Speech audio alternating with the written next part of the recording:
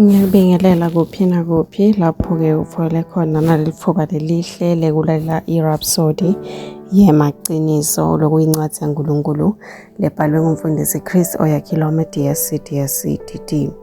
Lomuhla-ke ngumgcibelo dine enyangeni yaBhimbidvwane eminyakeni wa-2025. Lamuhla-ke umfundisi uthi luthambo lwakhe lwekudizela.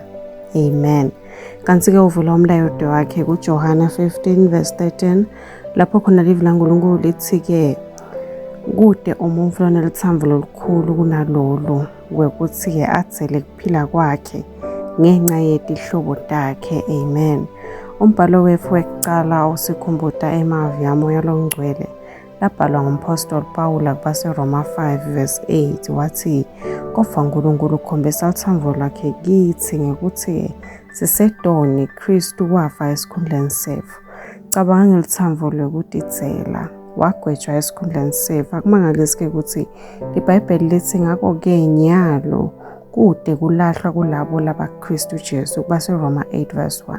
Amen. Igama lelihunyushwe ukuthi kulahlwa liphindze lisho wehlulelwa. Jesu Kristu-ke wehlulelwa esikhundleni sethu. Incwadi ye-2 Corinthians 5:19 NIV ithi uNkulunkulu abebuyisana nelive Kristu angalibaleli itono tabo. Ubonile ndo uNkulunkulu akabeki itono tebantfu kubo ngoba itono tabo watibeka kuJesu. Jesu waba ngumfali wesono. Amen. Umbhalo waPetro wekucala 2:24 uyacacisa lokho uthi Kristu uqobo lwakhe wefala tono tefu emtimbeni wakhe emthini kuze thine singabe sisabuswa tono kodwa siphile ekulungeni. Ngiso-ke sizafule senta ukuthi nasithandazela tona sithandazele ukuthi bavumelane nesembulo uNkulunkulu lasinikete sona. Kristu-ke wefala tono tabo futhi abasadzingi kuphila esonweni. Haleluya. 2 Corinthians 5:14 uthi uthambo lwaKristu luyasichuba sesithi mateke sefika kunaso isiphefo sekuthi munye lowafela bonke. Ngakho-ke bonke bafa. Lokhu kusemthethweni futhi kunengcomvo wafela bonke bantfu. Ngakho-ke bonke bantfu bafa. Livesi 15 lithi wafela bonke bantfu kuze kuthi labo labaphilako bangasatiphileli bona kodwa baphilele yena lowabafela waphindze wavuswa. Amen.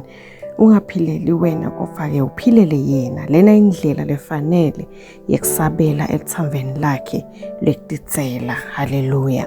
Ucubeke nesifo sethu ungafundza 1 John 4:9 kuya 10 na 2 Corinthians 5:21 nabaseGalatia 2:20. Amen. Kulesikhatsanyalo asisho-ke nangomthandazo utawusho emva kwami uthi babe lothandzekako ngiyabonga ngemhlatshelo loligugu waJesu Kristu lowepfala tono tefu watsatsa sehlulelo setfu. Ngiyabonga ehlanganisa umhlaba nawe futhi nyalo sinemsebenti wekubuyisana wekuhlanganyela nalabanye leliciniso lelikhadimu lako ngegama likaJesu. Amen. Ngiyathemba-ke ukuthi uyijabulele i-Rhapsody yalomuhla. Amen. Siyakumema-ke ukuthi wende Jesu abe yinkosi yekuphila kwakho ngekuthi-ke uthandaze nangu umthandazo emva kwami. Shano-ke uthi Nkosi Nkulunkulu ngiyakholwa ngenhlitiyo yami yonke kuJesu Kristu imvodzana yaNkulunkulu lophilako. Ngiyakholwa ukuthi wangifela futhi uNkulunkulu wamvusa ekufeni. Ngiyakholwa ukuthi uyaphila lamuhla. Ngiyavuma ngemlomo wami kuthi Jesu Kristu uyinkosi yekuphila kwami kusukela lomuhla. Ngaye nangeligama lakhe nginekuphila lokuphakatha sengidelwe kabusha. Ngiyabonga Nkosi ngiyekusinzisa umphefumulo wami nyalo sengumfana waNkulunkulu. Haleluya.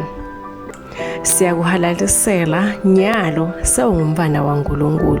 Kanti-ke kufunza kabanti ngempilo yakho lensha kuKristu. Sikhona njengelibandla laseChrist Embassy eSwatini. Ungasishayela ku-7607 2865 noma ke 76124 noma ke usibhalele eposini lefu lembane lelithi ce.eswatini@gmail.com. Siyabonga.